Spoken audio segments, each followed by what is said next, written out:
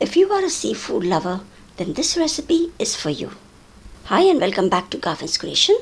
You won't believe how delicious these are until you have tried this recipe using dried fish.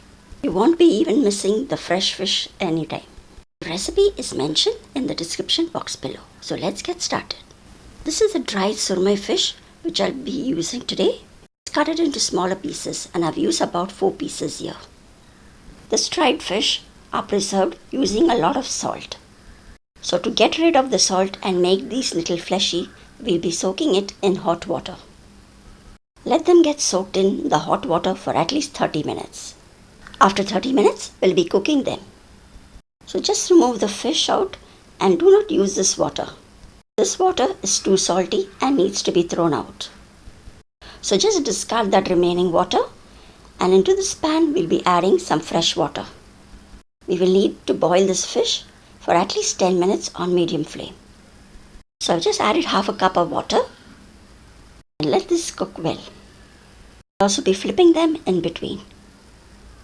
And we'll also be cooking this till the water dries up. So do not add too much water. I've just added half a cup of water.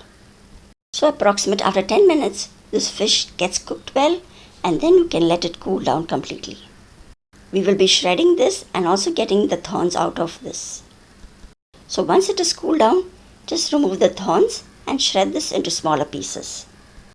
As you can see, I'm just crushing it and pressing it a little just in case to find any other small thorns inside. Make sure to remove all the small thorns as well. Sometimes it's really difficult to get fresh fish.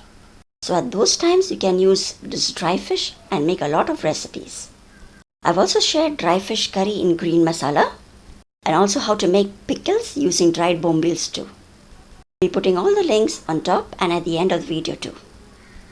So this is how I have shredded it. And I've got about half a cup of the shredded dry fish. Besides the dried fish, this is the other ingredients too. We have some boiled and grated potatoes, onion, green chillies, fresh coriander leaves, lemon juice, pepper powder, jeera powder and kitchen king masala. If you do not have kitchen king masala, you can use garam masala too. Now all we have to do is add all the ingredients into the smashed potato. I won't be adding any salt in this recipe as the dry fish already has enough salt. You can always adjust the salt at the end after you have mixed everything well. So now we'll just have to mix this all well. If you want these fish cutlets to be a little more spicier, you can even add more chilies. I've just added 2 green chilies in this. And then using your hands, you can just combine all the ingredients together. This way, all the ingredients really get mixed well. Once this is mixed well, we will start making the cutlets. You can just take a little portion of it and roll it in your hands. Once it forms a ball and gets tightened up, just roll it round and flatten it up a little. We have to shape all the cutlets like this and keep it ready before we could coat them in bread crumbs too. So you see, so easy it is to make this fish cutlets. Once you have got the shredded dry fish, just mix everything together and shape them into cutlets. So now these are all ready. Now let's do the coating for it. So here we have some bread crumbs. These are homemade bread crumbs. Besides the bread crumb, here I've also taken 2 tablespoons of corn flour. Just add a little water and make a slurry out of it. It should not be too very thick or not too very thin. You can check this out. And now let's start coating the cutlets with it. So first we need to dip the cutlet into the corn slurry.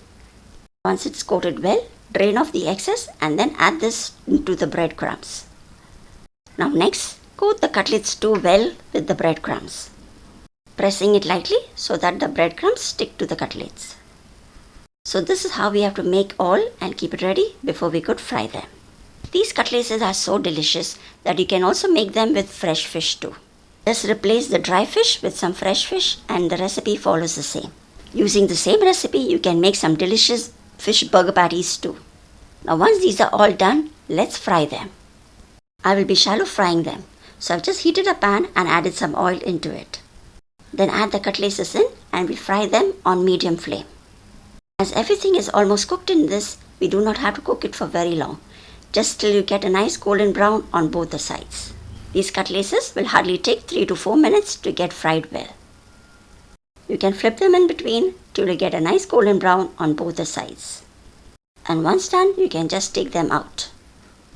These fish cutlaces taste best when served hot. You can serve these as starters or also as a side dish. So if you do not find some fresh fish in the market, do try this simple and delicious fish cutlet recipe. In place of surmai, you can also use dry Bangda fish to make this recipe. Thanks so much for watching. And if you like Garfin's Creation videos, don't forget to like, share and subscribe to Garfin's Creation. See you soon in another recipe too. Till then, take care and bye-bye.